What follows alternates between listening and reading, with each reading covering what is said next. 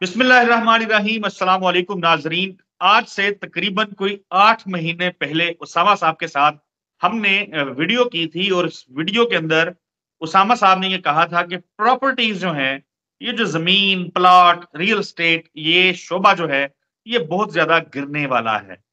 अब सूरत हाल ये है कि उस वक्त जब हम ये वीडियो कर रहे थे तो हमारे दोस्त, ऐसे दोस्त जिन्होंने प्रॉपर्टी के अंदर इन्वेस्ट किया था, जिन्होंने कोई 1.5 करोड़ का प्लॉट लिया था, अब वो 1.25 करोड़, 1 करोड़ या 90 लाख तक बेचने को मजबूर हैं।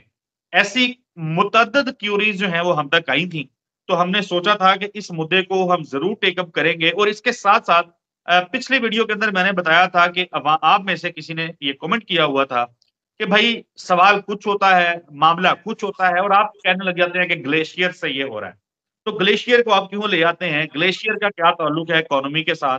तो हमने ये एक वन लाइनर छोड़ा था पिछली वीडियो में कि बताएंगे आपको कि ये जो ग्लेशियर्स हैं, ये जो कहत साली है, ये जो सैलाब है, ये जो मौसमियाती तब्दीलियां हैं, ये कैसे आपकी और मेरी जिंदगी अजीरन कर सकती हैं और कैसे बड़े बड़े तरक्की याफ्ता मुल्क, बड़े सुलझे हुए ममालिक के दरमियान जंग की वजह बन सकती हैं। इसी पे बात करनी है। मारूफ एस्ट्रोलॉजर, रिलीजियस स्कॉलर और बिजनेस कंसल्टेंट मोहम्मद उसामा अली साहब हमारे साथ मौजूद हैं। उसामा भाई, अस्सलाम वालेकुम, कैसे हैं आप? खैरियत से हैं? जी वालेकुम अस्सलाम। मैं खैरियत से हूँ, आप सुनाएं क्या हाल है? अल्हम्दुलिल्लाह मैं ठीक हूँ। जी प्लाट ले लें, बड़ा पैसा है, बड़ा मुनाफा होता है। वो बच्चे रखे होते हैं मैट्रिक पास, एफए पास, गलत किस्म के स्टेटमेंट्स वो लोगों को देते हैं कि भाई इतने में बिकेगा, 6 महीने इन्वेस्ट कर लें, साल इन्वेस्ट कर लें। हमने भी नुकसान उठाया था इस काम में, लेकिन उस वीडियो के बाद इन्वेस्टमेंट नहीं की हमने। पैसे भी नहीं थे, इन्वेस्टमेंट भी नहीं की। दोस्त जिनके पास थे उनको रोकते रहे कि ना करें इन्वेस्टमेंट। भाई खबरें पढ़ लें, मुल्क की सूरत हाल देख लें इकोनॉमी की, कोई नहीं माना। अब लोग रो रहे हैं। तकरीबन 40%, 35% कम पैसे लोगों को मिल रहे हैं, वही प्लॉट जो आज से 8 महीने साल पहले उन्होंने खरीदे थे। तो क्या नक्शा बन रहा है अब ये मामलात का? बिस्मिल्लाहिर्रहमानिर्रहीम, अल्लाहुम्मा सल्ली अला मोहम्मद व अला आले मोहम्मद। देखिए, सबसे पहले तो ये वो वक्त है जब अल्लाह के हुक्मों के जो खिलाफ जो भी चीज आज तक कौमों ने इख्तियार की, उसने जमीन बोस होना है, उस नजरिए ने खत्म होना है, उस निज़ाम में खत्म होना है। ये सब उसी के सीक्वेंस है। इस्लाम नहीं प्रमोट करता प्रॉपर्टी के बिजनेस को, सिंपल इज दैट। इस्लाम नहीं कहता कि ये कोई कारोबार है। इस्लाम नहीं कहता, ये मौलवी तो मस्जिद ले लेते हैं ना एक टाउन से, तो इस वजह से ये इस साइड पे चले जाते हैं कि बस चुप रहो। आज तक इनके पेट में दर्द है कि इन्होंने इसको नहीं बताया लोगों को कि ये भाई डिस्करेज करता है इस्लाम। इस्लाम दौलत कर घूमता हुआ गर्दिश करते हुए पैसे को मानता है ताकि रोजगार बने। और ये जो कहानी घूम फिर के जी इस्तिस्ना भी दिया, तो मेरे खान नहीं मान रहा था, कहने वालों ने उस वक्त कहलवाया कि ग्रे स्ट्रक्चर में करवा दो, इस्तिस्ना दे दो ब्लैक मनी को, सरिया बिकेगा, मजदूर। ओ भाई कितना मजदूर, ज्यादातर 70% तो आप एगेरियन कंट्री हैं, तो आपका मजदूर तो उधर ही पानी पुनी लगाता है।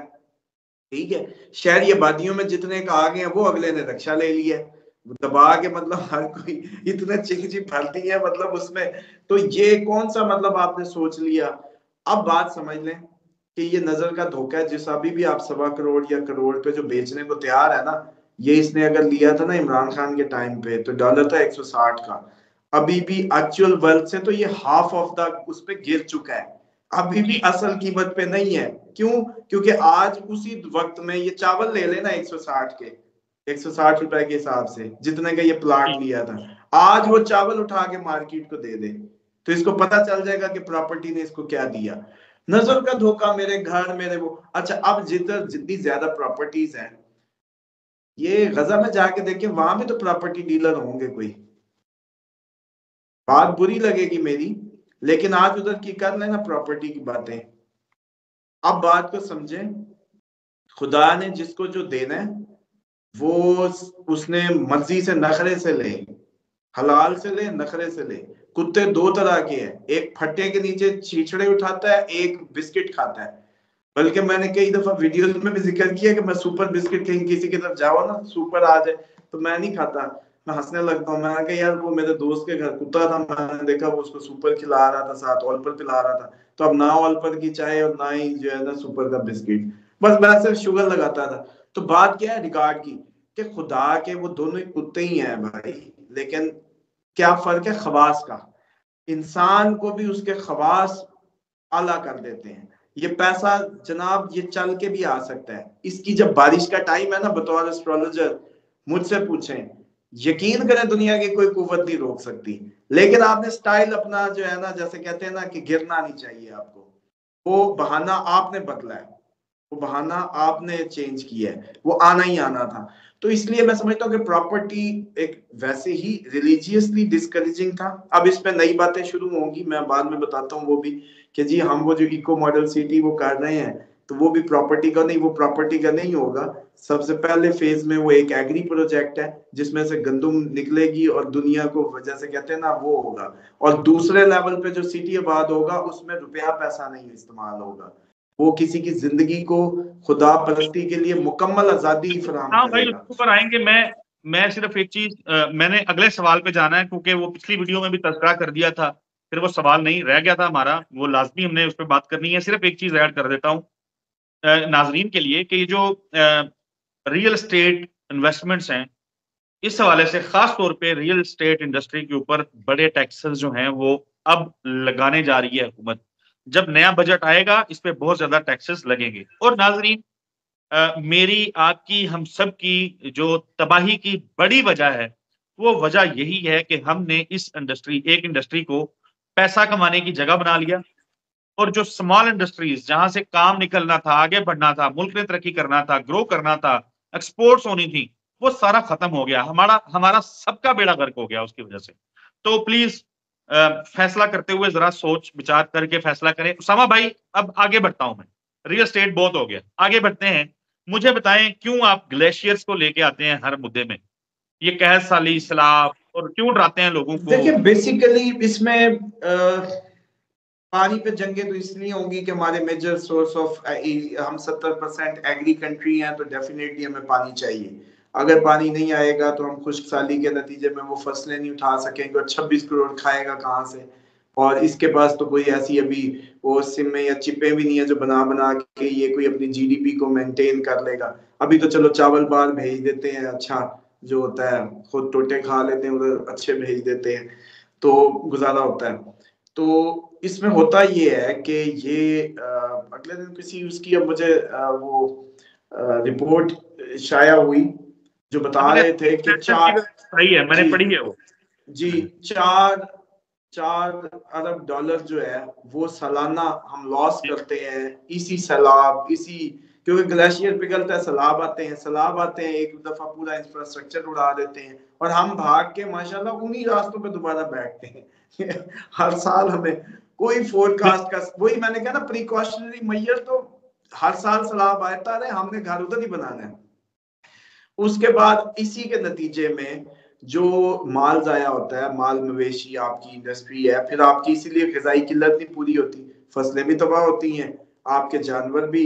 आपको क्या लगता है वो जो इन इलाकों में सारा जानवर है वो खुद बेचारे दूध पी जाते हैं, और आप लोगों की हजारों की जो इतने बड़े बड़े शहर हैं जो आबाद हैं, इनको फिर वो सर्फ ही घोल घोल के दे रही, कहाँ से मेंटेन होता है। तो वो डेफिनेटली वो जानवर जब जाया होता है, फिर दोबारा एक उसका गैप क्रिएट होता है ग़िज़ाई किल्लत की शक्ल में। जैसे कि हमारी अभी भी जो पाकिस्तानी कौम की मीट की जो नीड है वो पूरी नहीं हो रही, वो डेफिशिएंट है हम अभी भी, और उसके बावजूद हमने मजबूरन मतलब डॉलर डेफिशिएंसी भी हमें फेस करनी पड़ती है ना, तो हमने रिबेट बड़ा सा दिए रखी है मीट की एक्सपोर्ट पे।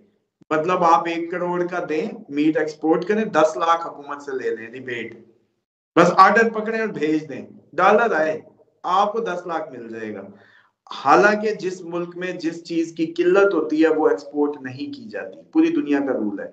लेकिन मजबूरी हमारी कि हम अभी तक एग्री होने के बावजूद ये जो फूड अपनी मीट की जो इंडस्ट्री है उसको ग्रो नहीं कर पाए उस तरीके से, उल्टा उसको एक्सपोर्ट करते रहे। तो ये जो वजूहत है, जब ये ग्लेशियर्स या जो खुदाई आफात आती हैं, तो आपके इंफ्रास्ट्रक्चर और जिंदगियां और उनके माल अमवाल जो बड़ी तादाद में जाया होते हैं, वो जब दोबारा, मतलब एक ही चीज है आपने बनाई घर, अब आप कुछ और करते हैं यानी ना, लेकिन आपको यानी दोबारा बनाना पड़ा। टेक्निकली हम फर्ज कर लेते हैं ना, अजूम कर लेते हैं कि एक छोटे स्केल की दो ममालिक के दरमियान जंग हो जाती है, छोटे स्केल की 2 दिन जारी रही, लड़ाई झगड़ा हुआ, नुकसान हो गया जी इतने इलाके में। वो एक लिमिटेड सा मामला होता है। ये नुकसान जो एमनेस्टी इंटरनेशनल की रिपोर्ट में है, ये कहता है कि 4 अरब डॉलर का सालाना नुकसान होता है और हम आईएमएफ से 1-1 अरब डॉलर जब लेना होता है ना, तो जो मुज़ाकरात और जो शराइत सामने रखी जाती हैं, लग पता जाता है। तो हम इन इश्यूज को संजीदा नहीं ले रहे, मौसमियाती तब्दीलियों को संजीदा नहीं ले रहे। वो इमरान जो साबिक वज़ीर आज़म मडियाला का कैदी है, वो कहता था दरख्त लगाओ, गालियां देते हैं लोग उसको, चलें देते रहें। लेकिन उसका ये जो प्रोजेक्ट था बिलियन ट्री वाला, कितना जबरदस्त प्रोजेक्ट था और अदराक ही नहीं है लोगों को कि भाई दरख्त भी लगाने हैं, फसलें उगाओ, बेच दो, सड़क बना लो, कंक्रीट के नहीं, पहाड़। मुझे तो याद आ गई आपकी इस बात से। ट्री को छोड़े, जब उसने कहा था मुर्गी ले लो तो सारे हंसे थे। यकीन करें, वो मुर्गी की बात मुझे समझ आती है, वो जहां से बोले थे कि भाई घर में कम से कम अंडों का तो 9,000 रुपया महीने से जान छुड़ाओ, अंडों के तो 10-15 हजार से जान छुड़ाओ। फैमिली वाइज इसका एक खर्चा है। अब इसमें 300-400 का मेरा ख्याल है 12 अंडे आ जाते हैं, जो दर्जन है। आई डोंट नो एग्जैक्टली, ये ना एक हो कि फिगर खराब हो जाए, वो कहें कि नाश्ता है आपने जो आपका। है वो। जी। मैंने कहा नाश्ता है आपका। हाँ, डेफिनेटली। और आप वैसे रूहानी दुनिया वाले उन लोगों के लिए बता दूं कि ये हम तो इसको नहीं रूहानी दुनिया में सही समझते, क्योंकि ये मकरूह गिरा जाता है, दूसरी चीजों का जरिया है। तो जो लोग खसूसन दुआए काब का अमल कर रहे हैं, मेरा या उनमें मैं मना भी कर देता हूँ। लेकिन भारत देसी अंडा मुर्गी जो इमरान खान ने उस वक्त कही थी ना, ये आज में अब के बाद से ये बड़ी समझ आएगी कि अगर एक खुड्डा होता, उसके अंदर 2-4 मुर्गियां होती, तो कम से कम अंडे ही हम खा लेते बना बना के। सर, रोटी गंदुम होती, उधर से मुर्गी का अंडा तल लेते, तो दिन तो गुजर ही जाना था फिर, और प्रोटीन भी आ जानी थी। तो वो दूर की सोच रहा था उस वक्त। सेम टाइम पे जो वो दरख्त लगवा रहा था, वो इस टाइम जैसे अब हम लाहौर से भागे एयर इंडेक्स की वजह से, तो मैं तो सोचता हूँ कि एक अमीर आदमी पता नहीं किस सोच से बैठा हुआ है कि ये कुदरत का कौन सा उसके दिमाग में सेल है कि वो ये भाप ही नहीं पा रहा कि तेरी 10 साल जिंदगी कम हो रही है, और यही 10 साल तू लेने के लिए, यकीन करें, ये ऑपरेट करवाने के लिए 10-12 करोड़ 20 करोड़ लगाएगा।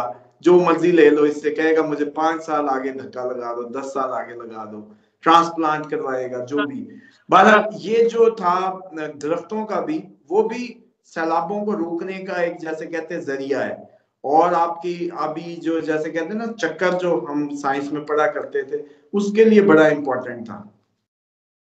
बिल्कुल ऐसे ही है। इतना खूबसूरत शहर लाहौर, लाहौर सिर्फ लाहौर नहीं है, कसूर उठा लें, शेखुपुरा उठा लें, साथ साथ गुजरांवाला तक भी जो स्मोग है, उसने जिंदगी अजाब कर रखी है लोगों की। अब नहीं, ज़ाहिर है जब उसका सीजन होता है तो दरख्त काट के हर चीज तबाह करके मेट्रो आ गई, कभी ऑरेंज ट्रेन आ गई, सड़कें सड़कें, कंक्रीट का पहाड़, शहर का टेम्परेचर ऊपर चला गया, दरख्त खत्म हो गए।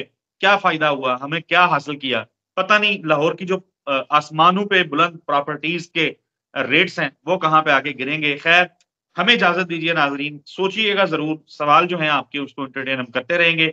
अगली वीडियो तक के लिए इजाजत दीजिए। अल्लाह हाफिज।